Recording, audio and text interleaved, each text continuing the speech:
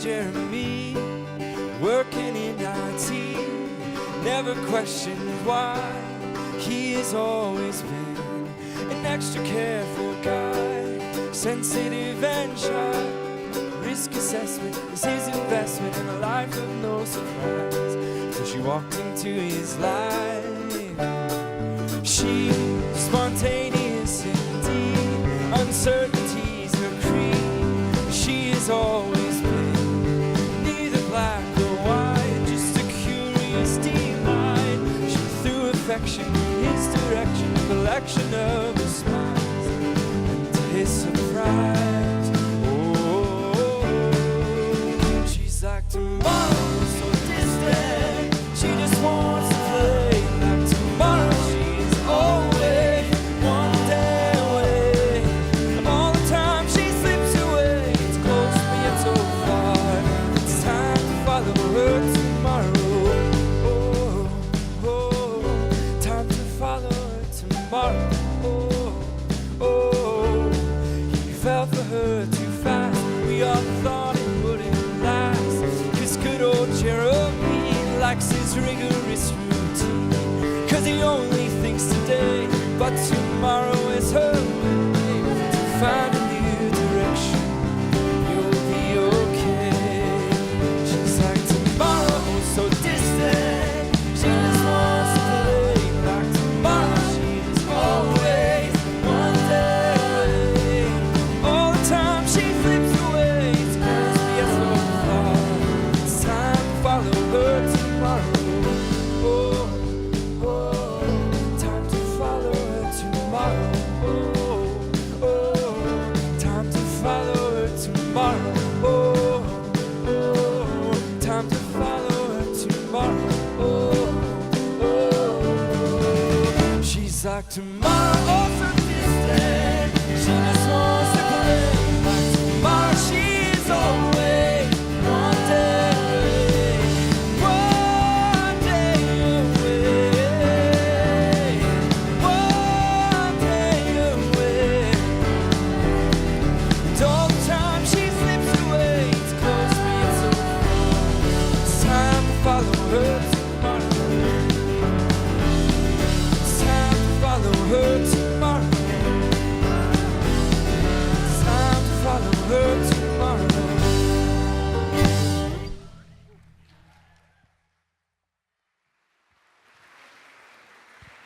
Well, what a fun way to start the day. And just like that song, we are talking about relationships today as we complete our series, The New Rules of Love, Sex, and Dating. So glad that you're here, especially if you are new. I want to give you a warm Kensington welcome. Last night, we had Dave and Ann Wilson, who are co-founders of Kensington. They are leaders out at our Orion campus. They are legendary in speaking on the topic of love and marriage. They speak around the country. So you're going to enjoy them. Last night, they were live. We caught that on video, and they are on video at all of our campuses today. So before we cue into that message, there's someone else who is excitedly waiting for tomorrow, and that's our friends out at the Clinton Township campus. So we're going to catch us up on what's happening with the build-out of their new facility through our intern, Frankie. Let's watch him. Previously on Frankie the Intern. Oh no, I don't want to be in there. No way, no way. I'm not even gonna tell you what was in there. Oh, let's get out of here. Hey everybody, it's Frankie the Intern here. We're here to check out the progress of the Clinton Township building, man. They are so far along, it's gonna be awesome. Let's see what's going on.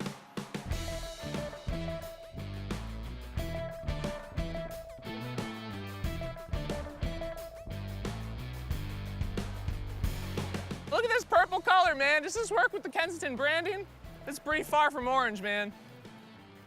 Holy moly, look at this place. All this brick, stuff is so nice, man.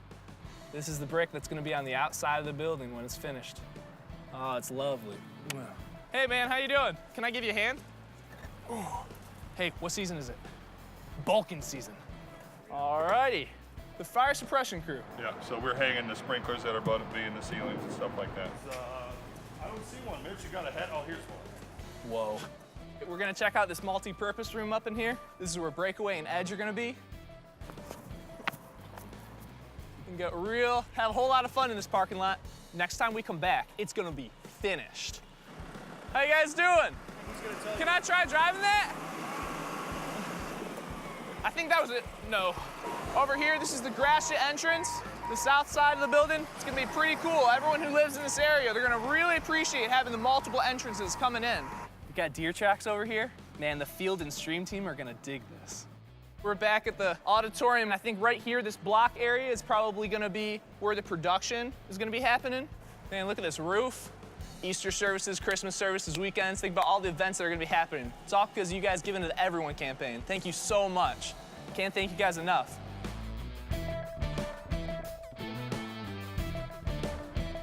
Can't figure out how to turn this thing off. That's all right, this is a good spot. Well, we've seen some amazing things here at Clinton Township Building today. Can't wait to see what's in store for this place. All right, until next time, it's Frank the Intern. Much love. It's the Fast and the Furious. Where's Vin Diesel? I found his car. Yeah, so Frankie is a real intern with us at Kensington this year, and he's doing a great job. I just want to echo his sentiment. Thank you to all of you who have given sacrificially and generously to the Everyone campaign. Because of you, next spring there's going to be a new facility out on the east side that's going to allow us to double our ability to share God's love, to see people transformed and mobilized by Jesus over there. So as we're in Thanksgiving season now, I just want to take a moment and ask you, what are some of your faves about Thanksgiving? You probably are thinking like pilgrims, football, parade. But I know, even though you don't say it, what you're really thinking about is that smell in the house when the turkey and stuffing are in the oven. Those creamy mashed potatoes, right? The pumpkin pie with way too much whipped cream, because it's all about the food. Well, we have two opportunities coming up for Thanksgiving where we can make someone else's life better. The first one is our longtime tradition, 23 years of doing Thanksgiving baskets. And if you haven't experienced it, what it means is that we take a basket, we fill it with all that you need to make your own Thanksgiving dinner. It's about $50 worth of food, and then we deliver those baskets to those in need in the area around us. You could consider giving generously online through the Kensington app or out in the lobby. We have a table. You can also sign up to deliver baskets. It's a great opportunity to be a family and to show God's love in a real tangible way. The other opportunity happens next weekend, and that is when we bring 200 students, international students from Oakland University, over to the campus, and we serve them a traditional Thanksgiving lunch. We did this last year. All you need to do is make a side dish or go to Costco, another American tradition, buy a side dish, bring it to here, and you'll be sitting with some students. You'll have an opportunity to share some of what it's like being an American and engage with them, get to show them God's love. And then my favorite service is coming up. One of my all-time favorite services in 2 weeks. Not Christmas, that's another favorite, but baptism. And baptism is an opportunity for those who are on a journey with Jesus to publicly demonstrate that love by being baptized.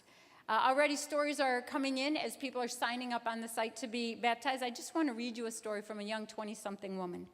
She writes, "I used to be incredibly religious when I was 16 years old, but then suddenly it all changed and I believed in nothing. I was angry, impatient, and hurt. So when a job loss brought me back to the area, I decided to try Kensington out. In that first service, I felt God's presence. Jesus was actually speaking to me. In fact, I think he was yelling at me. So I am taking this opportunity to be baptized as my choice to run into Jesus' arms. Kensington helped me find a relationship with Jesus, and I am forever grateful." So if something is stirring in your heart right now and you have not yet made that decision as an adult to be baptized, my parents did that for me as a child, and then when I got older, I made that decision myself. I encourage you, go online, check out the website. You'll see a short video to watch. Sign up, and we'll all be back here cheering you on in a couple of weeks. All right, finally, this coming Wednesday, whether you come back for midweek or next weekend when we kick off a new series called Questions Jesus Asked, it's an opportunity for us to be looking at the people God is crossing our path with and say, God, who do you want me to bring along with me? Just this last week, I had coffee with a new neighbor. And as we were talking about our spiritual background, I asked her if she was going to church any place, and she shared she hadn't been in church in years. Gave me an opportunity to share what I like about Kensington. And I asked her at the end, could you see yourself coming with me for a service? And she said, oh, thank you for inviting me. I'd love to do that. So there are people all around us just waiting to be invited. Let's take advantage of that opportunity. So here's what we're going to do. We're going to stand up. We're going to greet one another. If you have elementary kids, I'm going to encourage you to take them out and enjoy the program that we have for them. And then we will continue on.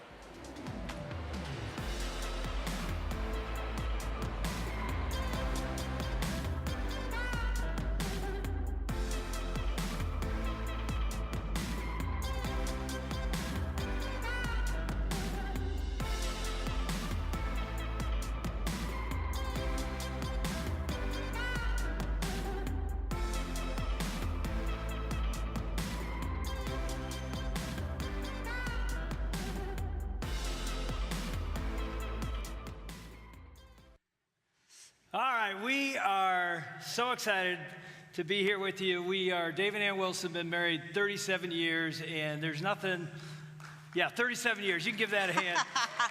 And every one of them's been perfect. Everyone. No. No.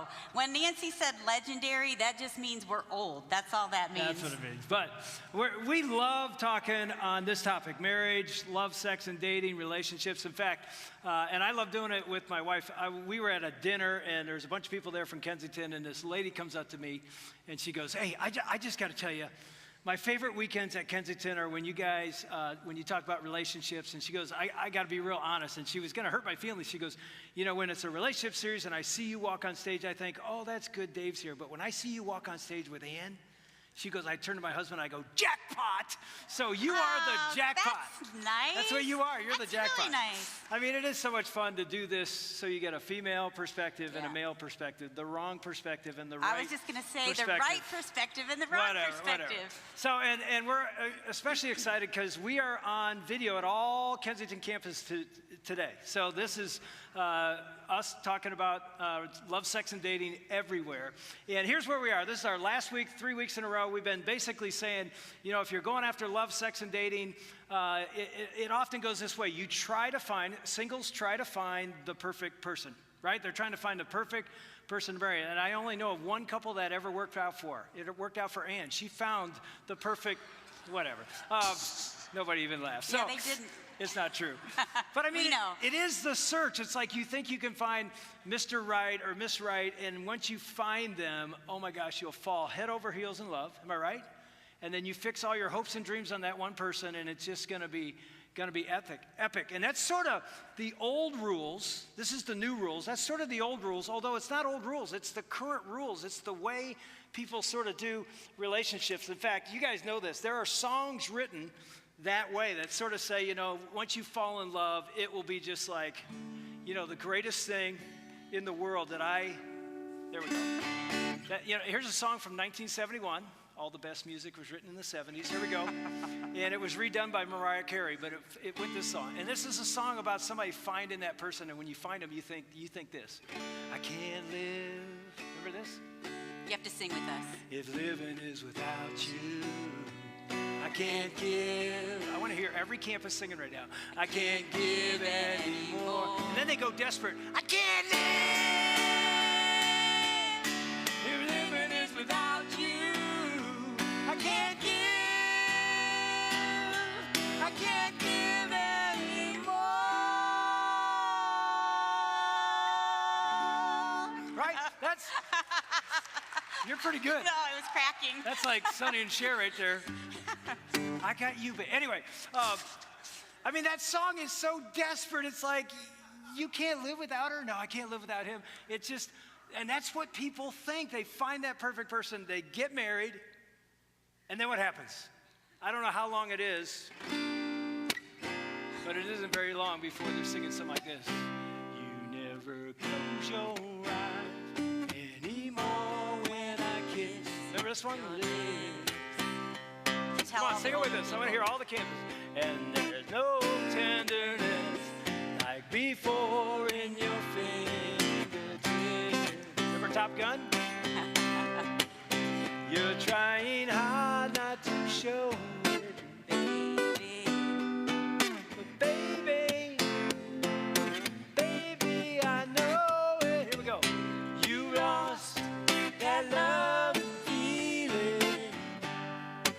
Oh, that love and feeling. You lost that love and feeling. Now it's gone, gone, gone. Here we go. Ooh. You're good. Let's go. Baby, I get down on. Wow, you're really impressive. Good. You're impressive. Woo! You know, we're done. I would love to be able to go back and watch the video and see which campus sang that the best. I'm guessing. I'm not even going to go there. You guys were really good, though. But here's the sad thing about that song. We all know it. You know, we all know it's from the Righteous Brothers in the 60s, and it's in Top Gun, and we all know the song. And here's the scary thing about it. That song is really true for not just some couples, many couples. they walk down an aisle one day and they're like, I just can't live without this person. And they really, truly feel that. And then it could be 6 years or 16 years or 65 minutes later after they're married, they're like, what did I just do? And it's interesting, you know, every Saturday, Friday, I did a wedding a couple Fridays ago. There's weddings all over the world.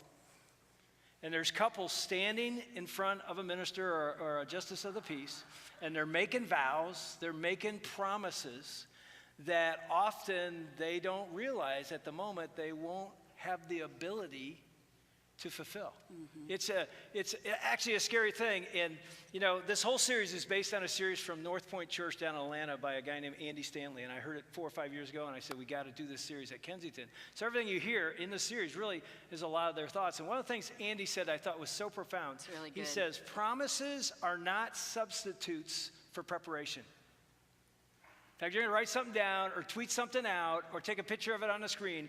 Promises are not substitutes for preparation. Because it's interesting. You and I can promise anything we want. We can make a vow, but if we haven't prepared to fulfill that, the promise is just a promise that we'll never fulfill. Well, and I think when we stand at the altar as married couples and we're getting married and we're stating these vows and promises, our hearts are really sincere. Totally. We're not thinking, oh, I'm going to lie about this. You know, we're thinking, yes, I'm going to do this. Think about it this way. Let's say that you go to Kensington and you hear about Hope Water and how if you run the marathon, you're going to provide all this water in Africa for these Kenya, the Pokot tribe. And so you hear about it, you get really excited, and they say, will you do it? And you're like, yes. That is a worthy cause. I am going to do it. You stand up like, I am going to do this. I'm going to raise them. You might even raise the money and pledge. But when the training time comes and everybody has the training preparation on the refrigerator scheduled. Which is, I think, 8 months or 9 months crazy, of training. But instead you're like, you know what? My heart is sincere. I know that will be enough to get me through those miles. And so when everybody's out training and preparing, you're watching TV, you're eating your chips. Got the 2-liter Mountain Dew right there. And so then when it comes to the day of the marathon, your heart's still sincere, like, I can do this. But the problem is you haven't prepared or trained to be able to fulfill your commitment. I mean, it really is that way. It's like if you were being wheeled in for heart surgery, and right before you're about to go under anesthesia, you look at the heart doctor and say, so how many of these have you done? They're like, oh, I've never done any. Well, where'd you go to med school? I go to med school, but I stood in front of a guy and I made a vow that I was going to be really good at this. You're like, I'm not letting you touch my body. It's like I want somebody that's prepared and educated and spent their life learning how to do this. And yet, this is what we do. We go into marriage with very little, if any, training. We spend thousands of dollars on a wedding ceremony. And in fact, in 2017, the average wedding cost $35,329. That's average, so you know it's a lot more than that, some less. And the average couple will spend less than $300 preparing for marriage. And it's actually scary to think we're going to go in and make a vow or a promise that we think we can keep, but we've never prepared ourselves to keep it. And another quote from Andy Stanley that I think is just profound. He said this, when it comes to marriage, commitment is overrated and preparation is underrated. Think about that. It's so true about any area of your life. You would never do this. You would never try to do something as hard as a marathon or something that took incredible endurance and skill without training, but yet we walk into marriage thinking, I'll spend all this money on a wedding and not even spend a weekend or any time training to do it. And I'll say this at the very front. One of our mottos and one of our dreams for the last 27 years at Kensington, I'm not talking Dave and Ann, I'm talking about our whole leadership team at Kensington, is we never wanted to be a church that just does weddings. We wanted to be a church that builds marriages. That's one of the reasons we're speaking on this. We want to be a church that doesn't just do weddings, but builds marriages. And so we have a whole army of marriage ministry, marriage mentors who come alongside premarital couples and even couples that have been married, and they come alongside and they walk beside them to prepare them for marriage. It's an army that says we don't just want to be a place that does weddings, we want to build marriages, and we know that takes preparation. So I want to say this to all the campuses, because this is true at every campus and every lobby. Right now in your lobby after this service, when you go out, if you would like to sign up as a couple that's been married 5 years or longer and you'd like to be one of those mentors that walks beside couples, We need you. We need more marriage mentors to increase this army to help couples get prepared for marriage. And by the way, you don't just work with pre-married couples. You might work with married couples that come and say, I need help as well. You walk beside them with your years of experience and go. So today, you can walk out to that lobby and say, man, I'd like to sign up and get trained to be a mentor. Or if you're a couple that says, I want somebody to mentor me, go to the same table and say, I need help. And if you want to be one of those mentors, we will help to train you. And you don't have to be perfect. Some of you have learned a lot just through your struggle, and so we want to help train you for that. And I'll make one last plug. Next weekend, Friday night, Saturday, and Sunday, Ann and I are speaking for the Family Life Weekend to Remember in Detroit. It's the first time that conference has come back to Detroit in 7 years, and we're going to spend the weekend, and there'll be 1,000, probably 500, 600 couples there, about 1,000, 1,200 people there. Probably 10 to 15% of them will be dating or engaged. And if you haven't signed up and you want to come, trust me, it'll cost you $400 to $500, and it's worth every single dime to spend the weekend at the RenCen with us and learn how to do marriage right, or if you're married. And by the way, I think there's only room for 50 more couples, so if you want to do it, sign up right now. As you're listening to this, go on to our Kensington app and sign up and meet us there next weekend. So here's all we want to do is walk you through some wisdom about how do we do this right? How do we prepare? Yeah, prepare to walk into a marriage, or even if you're married, it applies to married couples, but especially singles. How do we prepare? How do we get God's wisdom on this? And it's interesting, if you go to the Word of God and you look at just one book in the Bible, the book of Proverbs, I'm telling you, if you just studied that book and only did what's in that book, it would change your life. There's so much wisdom in the book of Proverbs, written by one of the richest and wisest men that ever lived, Solomon. And in Proverbs 14:8, he says this: the wisdom of the prudent is to give thought to their ways, but the folly of fools is deception. Now, what's he saying? You just do a definition of these words. A prudent means a person who has wisdom in practical matters, especially the future. And he says, if he's prudent, he gives thought to their habits, their patterns, their approaches, their paths. And folly is a person that has no wisdom, has lack of understanding. He says they are deceived. So how does that apply to love, sex, and dating? It applies this way. If I walk into a dating relationship or to a marriage relationship and don't have the prudent wisdom to think about how am I approaching this? How am I living this? What are my ways? I am going to be deceived to think this is just going to work because we're so in love. Now, is love a big part of love, sex, and dating of marriage? Of course it is. But is it enough to make a marriage last 37 years beyond? No. No. I mean, she said that without even blinking. It's like, it only goes so far. It's like, man, training and preparation before, during, and all the way through is key. And that's what Solomon said. I love what, I added this one in Galatians 6:7. I love this verse. It says, do not be deceived.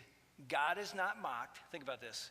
For whatever one sows, that he will also reap. It's something we taught our kids growing up. It's like, whatever you choose as a decision today, you will reap that. Good decisions reap good consequences. Bad decisions, bad consequences. It's the same as we prepare for love, sex, and dating, prepare for marriage. How about Proverbs 14:15 says this: the simple believe anything, but the prudent give thoughts to their steps.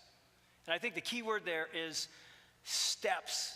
It isn't just give thought to what they hope or wish or promise, but how they walk. They know, I wrote this, the wise realize that a person's steps, habits, directions, and patterns determine where a person will end up, not his or her words. You know, words are overrated. It's actions that really matter. Those of you who are married, did you give a whole lot of thought to like the things you were doing before you were married? In terms of like your dating relationships, your habits, your ways, I was just like, I didn't even give any thought that those would have so much of an effect of my future and in my marriage. And that's, I think, the thing we're saying to singles, like, consider your ways, like really think through this because it will follow you into your future. Here's another piece of wisdom for you. A person's past, think about this, a person's past is a better indicator than a person's promise. Am I right? Every parent's going like this to their kids right now.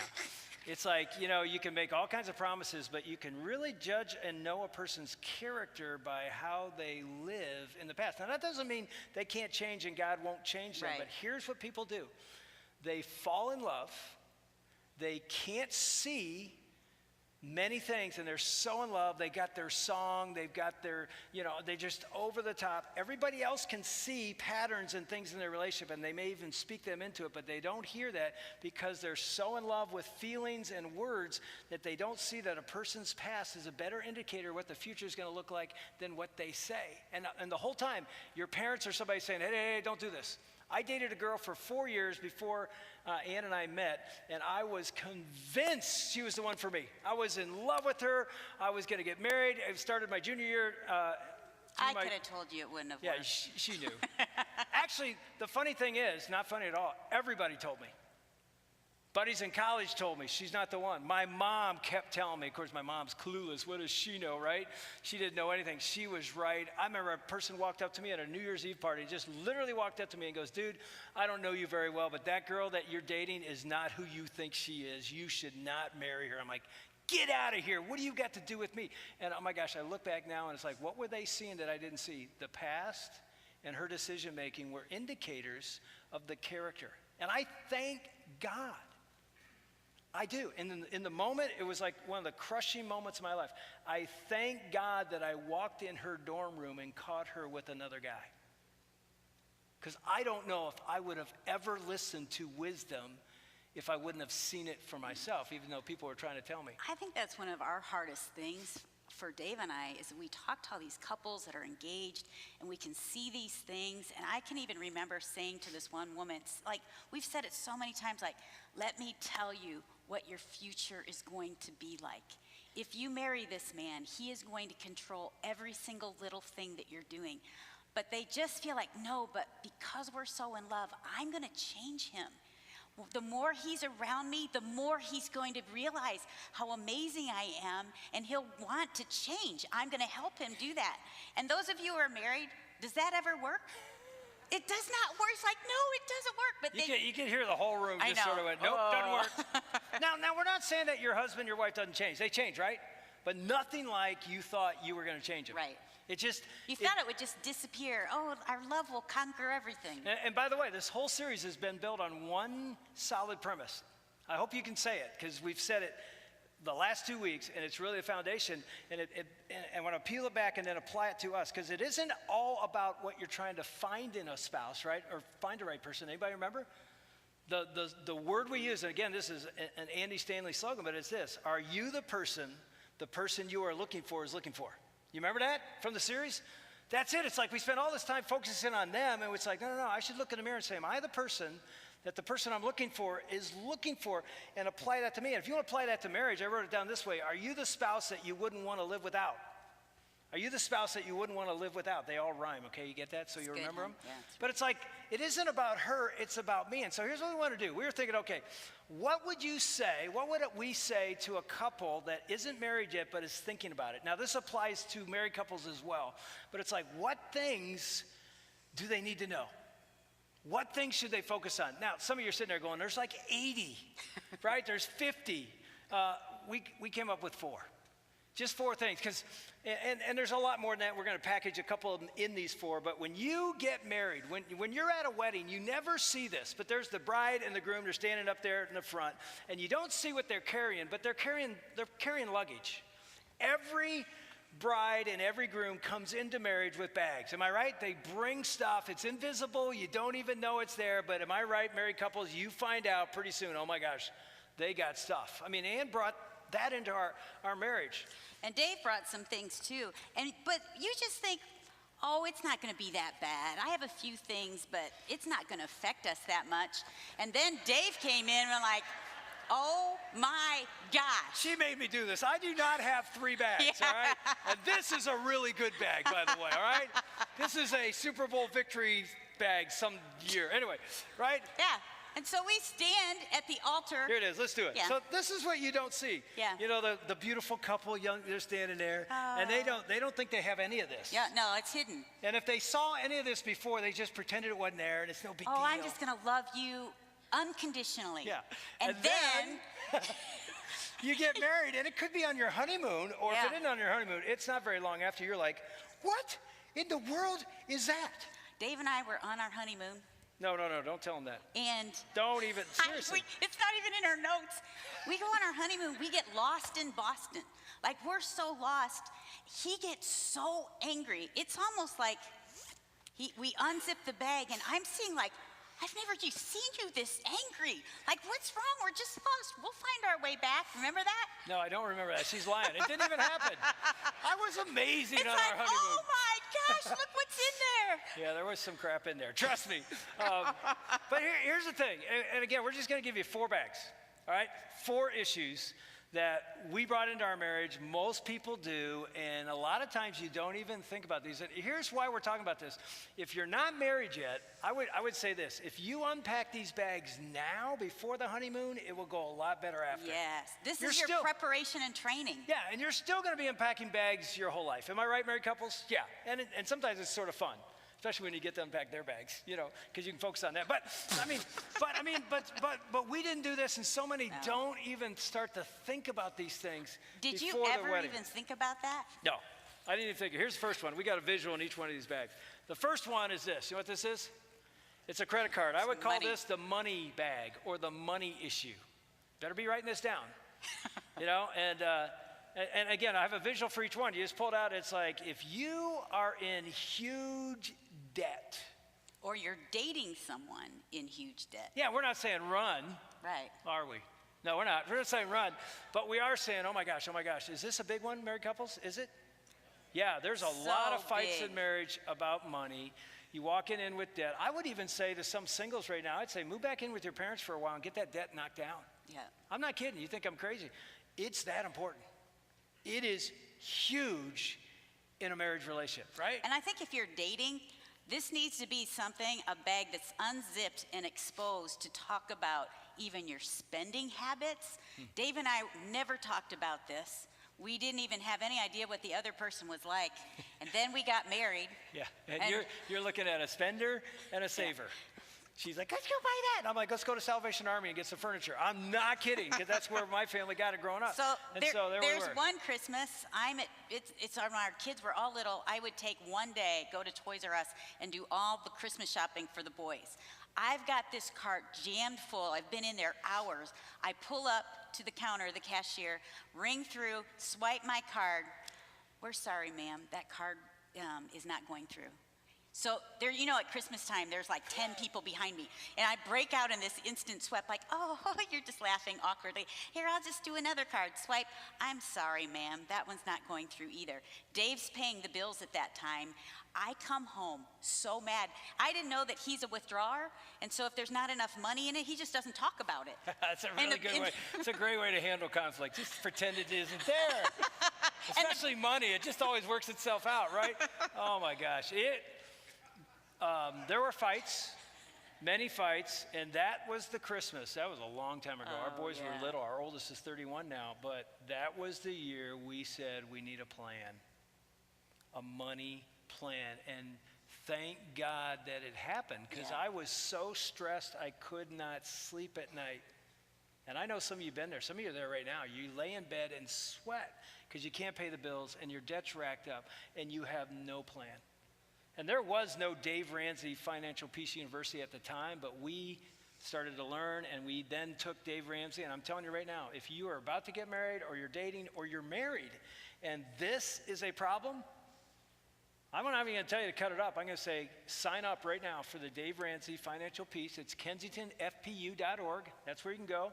kensingtonfpu.org. I'm telling you, join the thousands of families at Kensington that have taken that course, and it's literally set you free. Because he gives you a plan to save, to give, and to live. You want to live with freedom in your finances? Yes. It's one of the biggest hindrances to a great marriage and intimacy. You want to live. And so I thought, before we go to the next bag, I thought, let's take the offering. Seriously. And I don't mean that in a fun way. I mean, man, some people here right now, they're like, I'm excited to give. Why? I'm on a plan. I know how much I'm putting away. I know how much I'm living on. And I'm so excited that I can give more than I ever thought I could give. How can people celebrate that? They are on a plan, and it's one of the greatest parts of the week is when we get to give. Now, others of you are like, man, this is the hardest part because it's so scary. Here's what I'd say. Get on a plan. I'm not kidding. It will not only allow you to save more, live more, and give more, it will save maybe your relationship. I'm not kidding. So ushers, go ahead, come forward. This is happening at all our campuses. All the ushers are coming forward, all places. And I will say this before we go on. Thank you. And I love being able to do this at all of our campuses because I only get to do this at one campus on the weekends. Thank you, all you people that give. And so many of you give online. You don't even put anything in the offering right now. And I know you feel bad because everybody's looking at you like, look at that loser, didn't put anything in. They've already chosen to give. It's coming out of their checking account just like their mortgage. So thank you for that. And if you are a visitor today, you are our guest. That means you don't have to give. Just enjoy the day.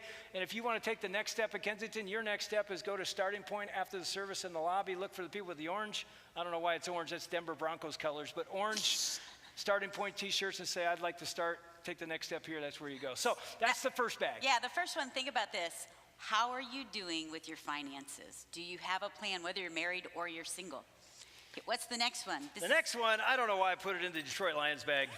But it's called unresolved issues. And I know you think that's where it should be. It should be in the Lions bag. No, it shouldn't. Unresolved issues. This one, to me, is an extension cord. This is the biggest one and the most important one to me, in my opinion.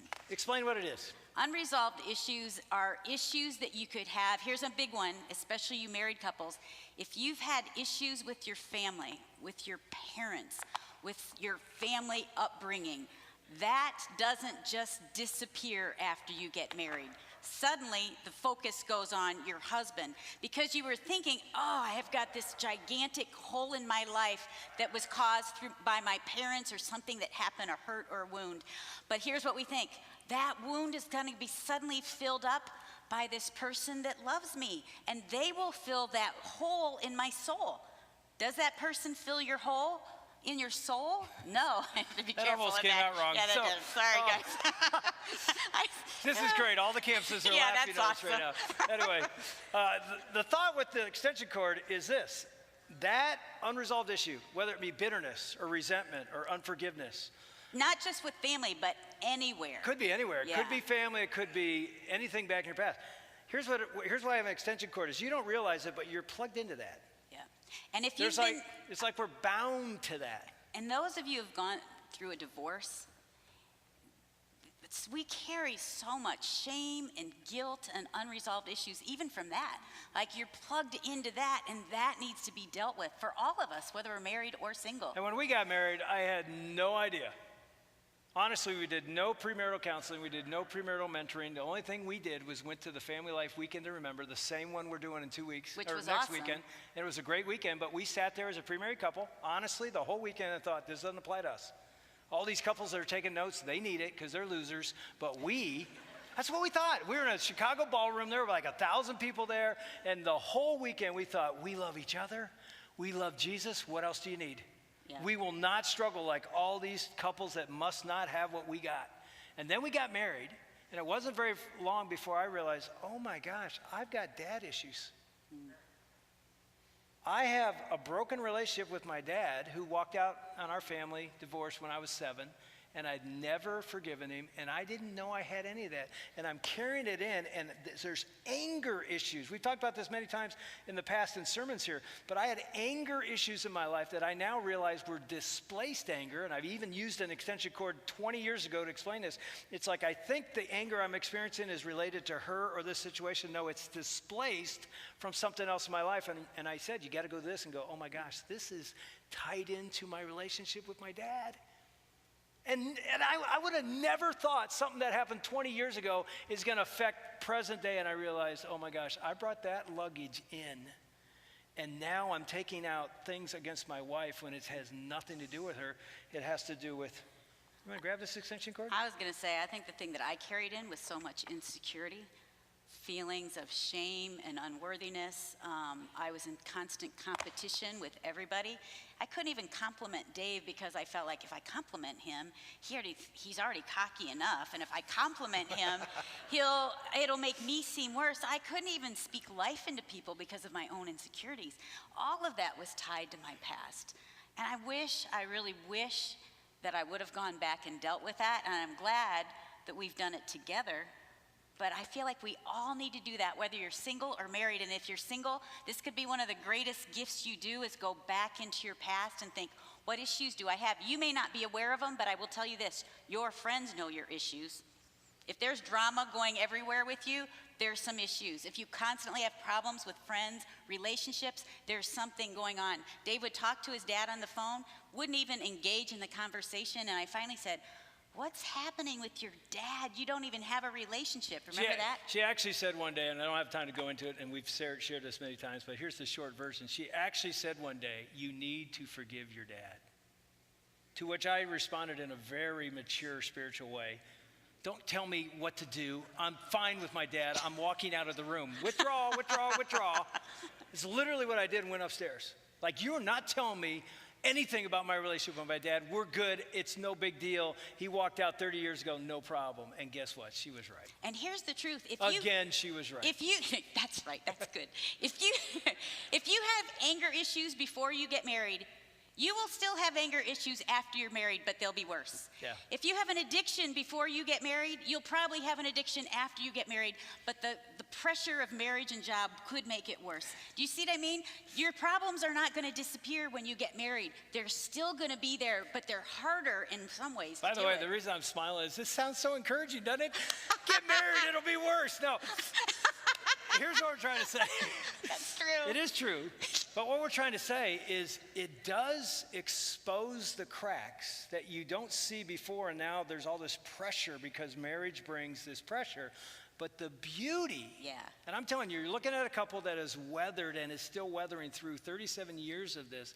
The beauty is I have a partner that God used to sharpen me to become the man and the husband and the dad I would have never become, I don't think, without her. And she has a partner where God used us in each other's lives. Now, we could have resisted that and ran away from that, or we could have said, this is really hard, let's lean into it. And I'll tell you the best thing about marriage. What is it? I'm telling you. You're going to tell them that? No, you don't even know what I'm saying. I'm just hoping. The beauty is that when we unload our stuff, here's the amazing thing to me, is that Dave still loves me and he's seen all of my baggage. That's the fear, isn't it? That when somebody sees all our junk, they'll run away.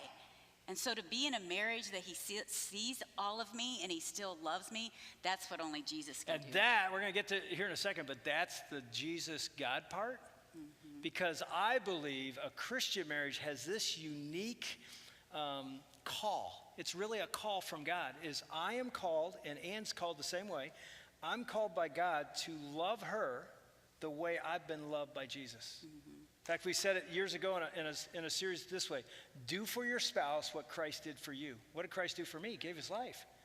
So if she's got stuff that needs to be unpacked, I'm going to be there and help her do it. Not judge her, but walk. And she's doing the same thing, doing for me what God did for her. And it's like we don't now come to each other to get and to fill each other up with what we're lacking. It's like, no.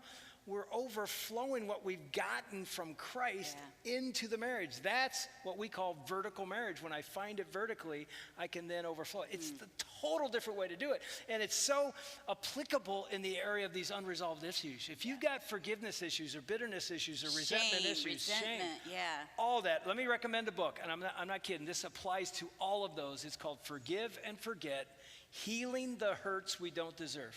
I think we have a graphic so you can just go get it. But Forgive and Forget by Lewis Smedes, Healing the Hurts We Don't Deserve. That book set me free to understand how God, the great forgiver, can heal your heart and set you free. When I forgave my dad at age 32, I became 10 times the husband and dad that she deserved. That's true. And it was because I was plugged in or locked up or, carrying this chain around until I finally dealt with that. And it was years into our marriage. But that's one of the bags, man. You start unpacking that before your honeymoon, it's going to go much better after. So we've got the money one, the credit card, we've got the past issues. And then here's the third one. This is a very important one. And you're thinking, what in the world is this? This is what do you think that is? That's a sole from my Nike running shoe. And it's an illustration of another piece of luggage many of us bring into marriage, and it's called sexual issues. Sexual issues. Why do I bring a sole out? Because you've heard us, last time Ann and I were on a video at all campuses was this past summer when we talked about sexual issues. Anybody remember that sermon? And we don't have time to go into it, so please go back and watch it if you need to. But our big idea in that sermon is if you and I think sex is just physical, we are so naive. It's soul. And I know it's a stupid illustration. No, it's good. But it's a soul. You are not giving your body to somebody. You're giving a piece of your soul. That's the beauty of what God created with sexual intimacy. It's so deep. It's so intimate that it's beyond just the human body. For Dave and I think that's probably why we struggled the most, was because we thought, oh, we have all this past sexual experiences with other people, having no idea that we had fragmented souls, that we had given parts of our soul to other people. And so when we came together, there was insecurity, there was lack of trust.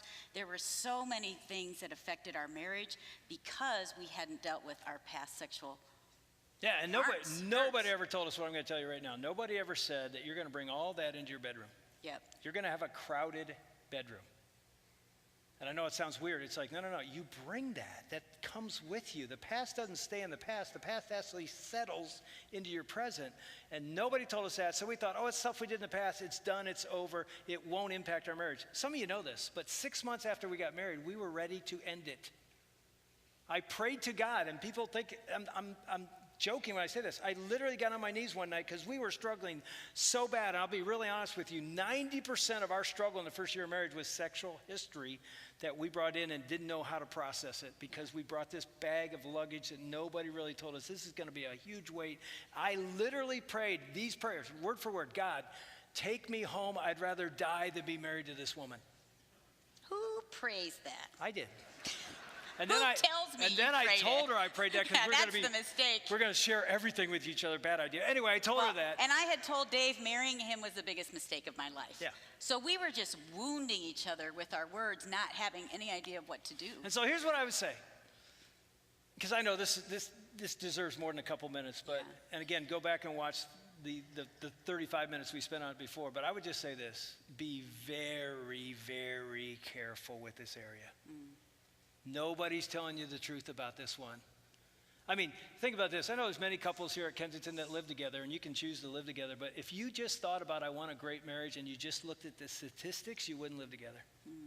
Forget the moral part of what God thinks. Just look at the statistics. They say you have a 7 times greater chance of getting divorced if you live together before you get married than if you don't.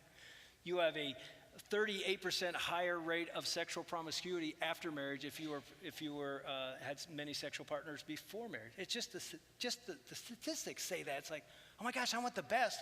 What do the statistics say? It's like, oh my gosh.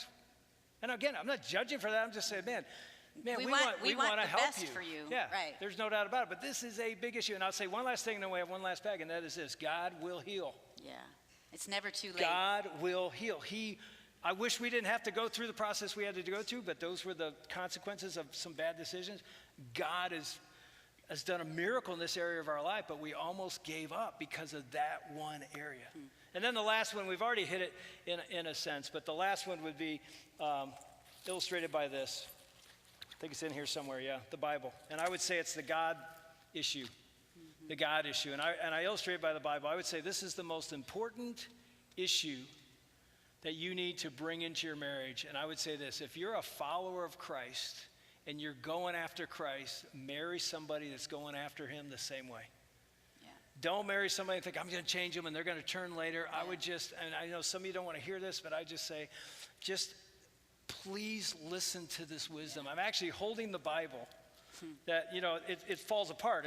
It's been with us forever. In fact, some of you know, you've seen this. This is the Bible that I proposed to Ann with. See, there's where I put the engagement ring. See, it's all cut out. And I had her look in the Bible to find it because I thought if she finds an engagement ring in there, that's where our whole life is going to be centered on the Word of God and the living Word, Jesus Christ. And it's the greatest thing we ever did. I think the greatest thing that I did was I had been dating other guys, but I felt like if you're talking about if my life is like running on a track, I was sprinting toward Jesus, and the guys I was dating, they were like in the bleachers. And I'd be saying, come on, it's great. You should come and get on the track. And they're like, yeah, you know what? I'll walk with you once in a while on the track. And I met Dave, and he was like sprinting faster than I was. Like, this guy is going for it. And it like sparked my heart where I thought, I want to live like that. I want to pursue Jesus in a way, and I want to find somebody that's going the same pace or faster than I am. And honestly, this is the only dating relationship we ever did that. Yeah. Every other one of them was the old rules of love, sex, and dating. We did it the way the culture did, and it led nowhere. And we did this one the way, and again, not perfectly, but we did God's way. I remember after one date driving home from her house, late at night, she lived with her parents. I was driving home to my single mom's house, and I screamed at the top of my lungs in my car, didn't even realize I did, just spontaneous, I love Jesus! Just like that, and I heard it like, what did I just say? I love Jesus, and it hit me so strongly. It's like, I've never once said that after a date with a girl. I would have said, I love sex, I love her. Never did I have a relationship, a dating relationship, cause me to grow closer to Christ. I remember even as a 22-year-old young man from a divorced family thinking, I bet you that's the thing you build a marriage on, that right there, that she would spur me on, that I would spur her on. That would be the foundation. I'm telling you, it is. And the last word I have for you to end this series is this. If you want a great relationship, if you want great love, great sex, great dating, great marriage, it's one answer. And I've said it every week in this series, everywhere I've been. Jesus, it's it. You surrender to Jesus. And by the way, don't do this. She needs to surrender to Jesus. He needs to surrender to Jesus. That's putting our eyes on the other person. No, look in the mirror and say, will you surrender? Just you surrender. Let God do in you what he wants to do, and then trust him. Trust him for the person that you're going to do a relationship with, because that's what we did. And I'm telling you, 37 years later, I am more in love with her today than I was on our wedding day. And it's true. And marriage can be awesome. Oh, and it can be And that. here's what I would pray and hope for you, that I hope for myself every single day, that all of my junk, all my baggage, all of my life, I would give it and present it to God. Like, God, here's my mess. Here's my life. Here I am. I give it to you because I need you to take all of me. And you know what God does when he sees all our stuff and you bring it to him? He looks at it and he goes, wow, now we can go somewhere because you have amazing potential and I have so much for you. So today's your day. For somebody, today's your day. Today's your day to surrender it all and watch God do a miracle. And we're going to show you a video. It's a beautiful video. Couples have been married many, many years, and you just walk through their journey and see how God has brought two people together to glorify him in a very unique way. Watch this. Pardon? Look in the camera. I know. I'm just getting my thoughts back together. I'm sorry. Because you started off last time about where we met. Oh, sorry. Do you want me to start again? We start again. I went to this dance with my sister to a place called the Colston Hall, which was rather upscale from the dances I usually went to. Our first kind of date was at a VFW dance in Detroit, and I remember the Blue Notes were playing. The first time we laid eyes on each other is when I picked her up to go on the first date, and she opened the front door and invited me in, and she had a whole living room full of relatives they were celebrating I think my grandma's birthday. somebody's birthday, yeah. I would go most Saturday nights ballroom dancing. And I went this particular evening with a friend of mine who was rather tall, about 3 inches taller than I am. And,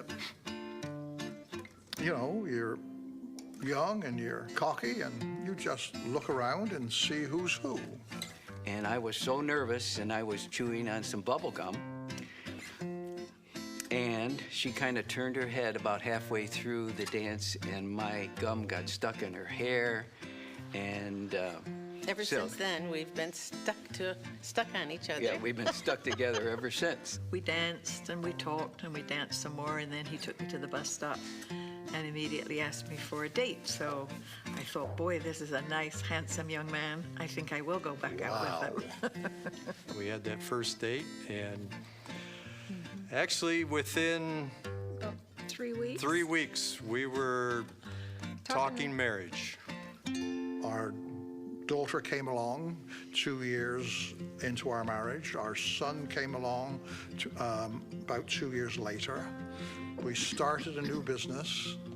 got put out of business, moved to the United States, and it was a world. We thought it was all going to be bed and roses, and it really wasn't all that. When we first got married, we couldn't have an argument, even if we wanted to, because anytime I would raise my voice for any reason, she'd start crying. And I said, well, there goes that argument. If I could go back in time and know what I know now, and make any changes, I definitely wouldn't have thought that marriage was going to fix all my problems. I wouldn't have thought that. Right. I would say the same thing. Take your time before you get married, because you may think you know the person you're marrying, but you don't really know them until you are in a relationship that is going to last all your life. Looking back, it's like you need this open line of communication between husband and wife. And as I got older, I learned, I gotta state how I feel and talk it out more. And I think that in itself would help. Here we are 51 years later, and we have so much to offer, and we're glad we stuck together because we have our original family. When we have get-togethers, it's all of us, Right. So we've grown together a lot, right? Right. And Yep. it's taken a lot, Mm-hmm. but It's all worth it. yeah, it's all worth it. Yeah. Yeah. What makes a happy marriage, it's a happy wife, happy life type of thing. And that's true. And I think the more we take into consideration our spouses and our family, leads to a stronger, happier marriage. It's been a wonderful ride. It's been an exciting experience. And I don't know how, but God must provided everything that we needed to know along the way. And it's been just wonderful. So those stories are so beautiful, tender, full of love. And yet I know that there are many of us in this room who that's not our story. Maybe our story's not turning out the way we hoped. And so watching that video is hard. It's hard. But I just want to remind us all that God is a God who works in the broken pieces. And He is a restorer. He wants to restore you. He wants to restore me. He has got everything we need to build a great legacy, whether it's a brand new legacy or whether it's changing the direction of the story that we're in. He's got power and love and mercy and kindness and compassion, and it's all available just waiting for us if we would do as Dave said, if we would just surrender. And some of you are going to do that here today, maybe down front with the prayer team after the service. Some of you are going to go home and you're going to get on your knees and you're going to surrender and say, God, I can't do this. You take it now. And what I have learned is when I work on this relationship, God makes all these relationships better. So Jalen is going to lead us in a closing song. And it's an opportunity for us to, you can stand, you can sit, but to respond to God. We're going to recall who He is in this song, that His promises are they're still firm. He's still faithful. He still holds us in the palm of His hand. For some of us, we'll be singing it because we have those experiences. We know that is true. For others, we're going to sing believing that can be true in our life. So let's go ahead, stand, sit, however you like, but let's respond to God.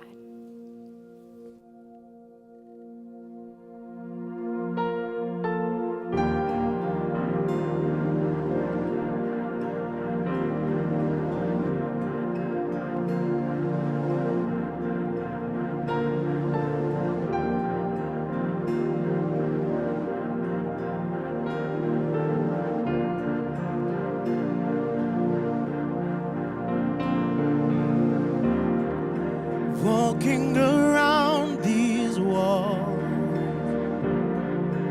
I thought by now they'd fall, for you have never failed me yet.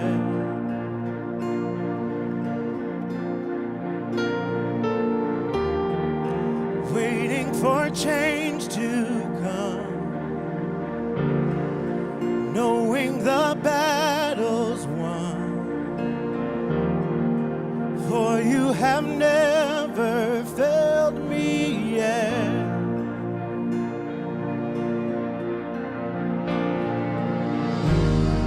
Your promise still stands, great is your faithfulness, your faithfulness. I'm still in your hands, this is my confidence, you never failed me yet.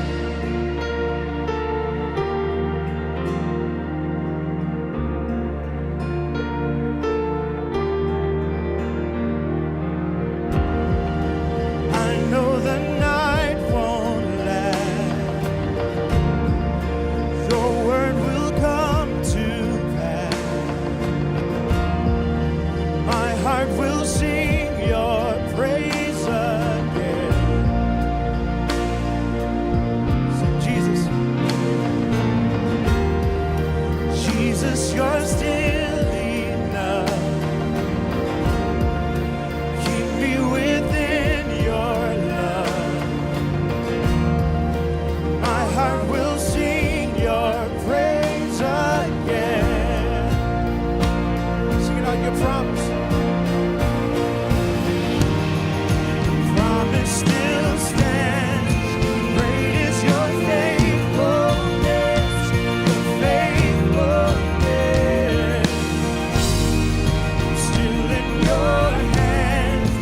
This is my confidence. You never fail. Your promise still stands. Great is your faithfulness, your faithfulness. I'm still in your hands. This is my confidence. You never failed me yet.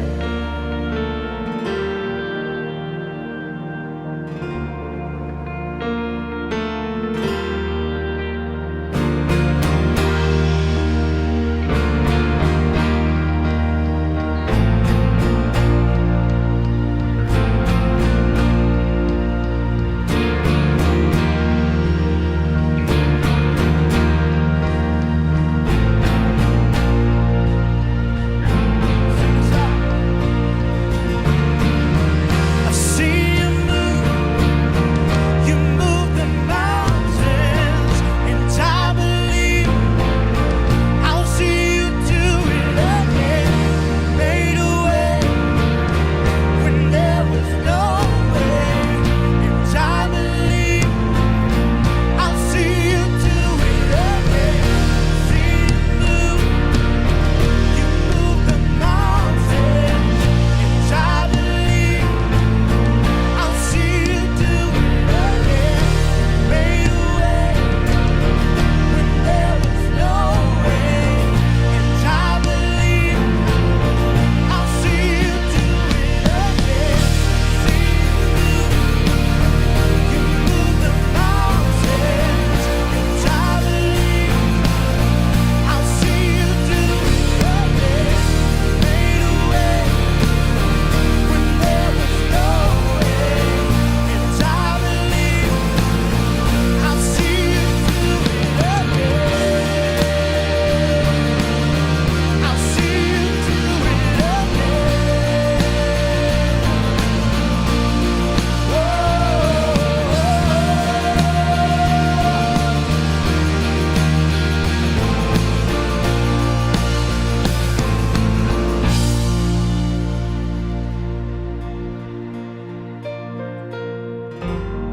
Your promise still stands. Great is your faithfulness, your faithfulness. I'm still in your hands. This is my confidence. You never fail. Your promise still stands. Great is your faithfulness. Your faithfulness. I'm still in your hands. This is my confidence. Never failed me yet.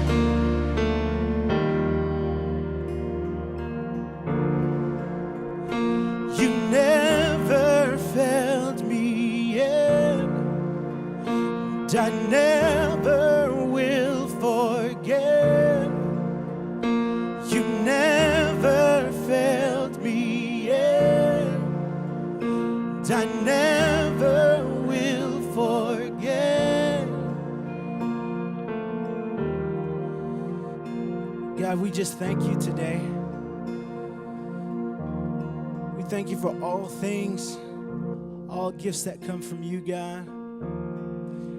God, we thank you for the amazing gift of marriage. And God, I believe that you are changing lives and you are making marriages whole again. I believe you are a God of redemption. I believe you are a healing God. And Lord, I'm asking that you just continue to cover us in your love, because it is true, you have never failed us yet. And God, we love you and we thank you for all things. And most importantly, we thank you for Jesus, who makes it all possible. And it's in that name, Jesus, that we pray. Amen. Well, for some of us who are thinking about making that first step, that first decision to follow a life where we pursue Jesus, we can see you and meet you all at Starting Point. For those of you who are interested in marriage mentors, like Dave mentioned in the message, we'll also meet you in the lobby. They have a table out there to meet you at there. And then also we'll see you next week at midweek, next Wednesday. I'm excited about that. All right, you all have a great weekend.